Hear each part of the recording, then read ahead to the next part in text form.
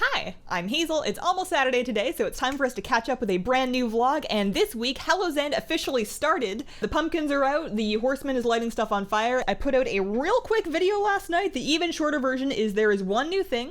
It's a toy for 150 tricky treats off the vendor. It is a Hearthstone replacement toy, so shares the cooldown with your Hearthstone, does the same thing, but it makes you look like this when you are hearthing, and that's 100% worth it.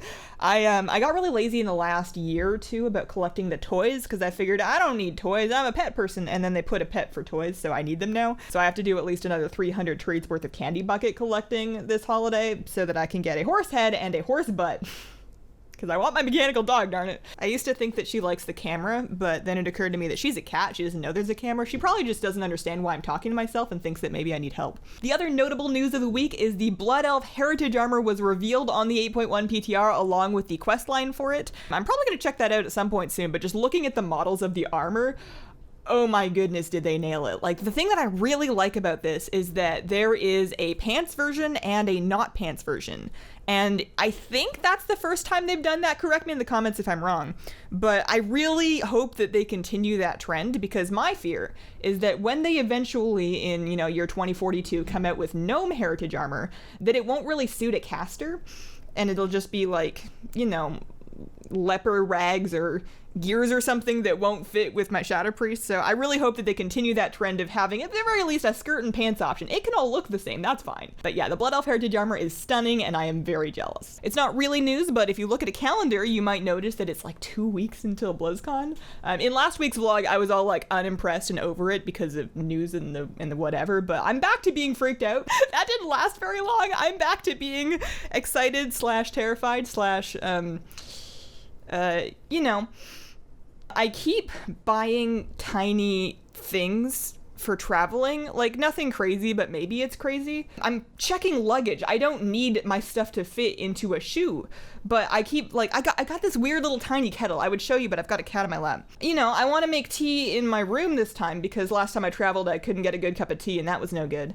So I got a squishy kettle. I don't know what I'm doing. If any of you BlizzCon veterans have tips for a newbie, please help. Throw them in the comments and I'll check them out this week. And I think that's kind of it for news. Slightly related on the topic of traveling, I booked myself a couple of days up north in Canada with my family for Christmas. I'm officially going back home for Christmas this year. I'm very excited, and just consider this your month and a half warning that I'm taking a couple of days off in December. I haven't been up in a couple of years.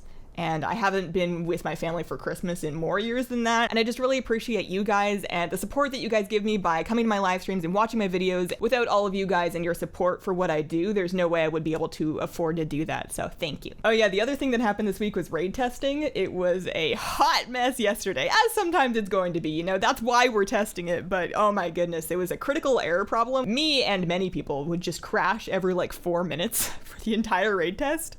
And, you load back up pretty fast, but that was pretty funny.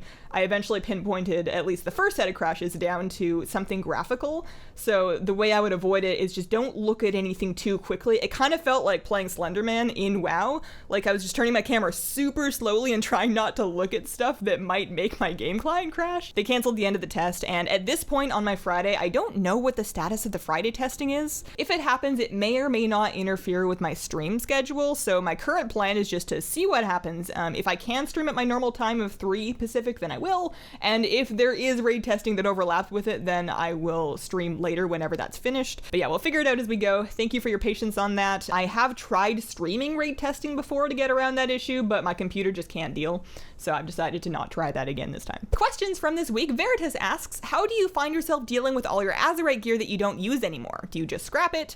I feel like I might get more out of selling it to vendors than scrapping it these days. I don't know. I disenchant it. I have given up completely on scrapping stuff, and I just have enchanting on every character, and I just disenchant everything. Even BOE greens, I find I just disenchant them, I sell the dust real quick. Maybe I could have gotten more for selling the gear, but it's just so fast to just DE it and then sell the mats. I'm not even crafting enchants, I'm just directly selling the mats, and that has been a lot better than scrapping for me. Squishes asks, what are your thoughts on the faction war? Are you enjoying the red versus blue stuff? I am enjoying the red versus blue merch that they did for the BFA promotion cycle, just having so many alliance shirts to choose from to add to my collection. I haven't counted in a while, but I have quite a few. As far as the actual in-game feeling of faction conflict, I'm a little bit less into it just because, and I was thinking about this after I read your question, I don't really see where it can go that would be satisfying for anybody. Because first of all, obviously we as players play on both sides, so nobody can really win. You can just have people die that we're sad about. And then secondly, because of how expansions work and raids work and like the need to have a villain and an evil that we're fighting, the storyline always kind of gets back to, well, we have to band together to fight this thing to save Azeroth, and I think it's going to be really hard to get away from that. It's a pretty core part of how WoW functions. So with that in mind, and with that probably coming down the road again, it's hard to really get invested when I know we're just going to have to make friends anyways. And it's not like either side can win, so it just kind of feels like a TV show that just keeps making seasons and can't wrap the story up because they keep making seasons. So you don't really care anymore because there's no closure. There's no finishing, right? Like there's no end to WoW. I don't know where I'm going with this, but I hope some of that made sense. Dennis asks, are you aware of or do you have any advice for finding Mythic Plus communities running 5 to 10 level keys?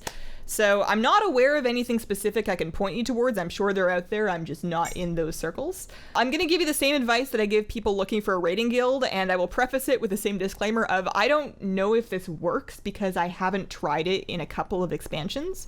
But my advice for finding groups of people to do content with is pug the content, and not just pug it, but pug it and put on your best face. So if it's Mythic Plus, show up with your flask and your potions, you know, pre-pot for bosses if not trash. Be helpful, volunteer to CC, communicate and be responsive in chat, be friendly, and just try to be like the best possible pug that they could have had. And then at the end of it, if it went well, tell them that you're looking for steady people to run with, and then just offer your battle tag. The advantages of this theoretically is that A, you're going to find people that are actively looking because they're pugging. If they didn't need you, then they wouldn't be pugging. And secondly, you're going to find people that are active because they're playing, they're pugging. You're not going to find like a super old forum post of people that have moved on to playing Call of Duty. You're finding people that are actually in the game that need people. So that's my advice. I don't know if it's good advice because I can't say I've done it in a while, but I think it's worth a try. Martin asks, with Vancouver getting an Overwatch League team, what name would you like them to have, and any players or tier 2 teams that you want them to sign? This Vancouver team is going to really mess with my dedication to my favorites, the Soul Dynasty, because they have everything going for them. They're from my place. I'm pretty much completely in agreement with you in saying that I really hope they sign Runaway. I don't follow any tier 2 teams, so I probably won't know names off the start that I'd like want for it, but I have heard of Runaway. And for a name, I don't think that they're going to do this because I don't think any other team has done it, but you know, ridiculous animal themed team names, like you were saying, like Moose is perfect because moose are goofy looking. They're a little bit ridiculous, but if you meet one in person, that thing is big and it can mess you up. I think that's a great theme for a team. I don't think it's gonna happen, but how cool would that be? And that's been my week. So if you have any BlizzCon tips, please leave them in the comments. And then another thing, actually, while I'm going through there, if any of you guys have requests for things you would like to see in a potential BlizzCon video, I'm planning on attempting to film some amount of the trip and convention, and if there's anything that you guys think would be interesting that you want me to focus on or look for, I have no idea what I'm doing, so suggestions are super welcome. And if you have any questions for next week's vlog, please leave those in the comments too, and include the word question somewhere in that comment. And I hope that you guys have a wonderful, wonderful day. Bye!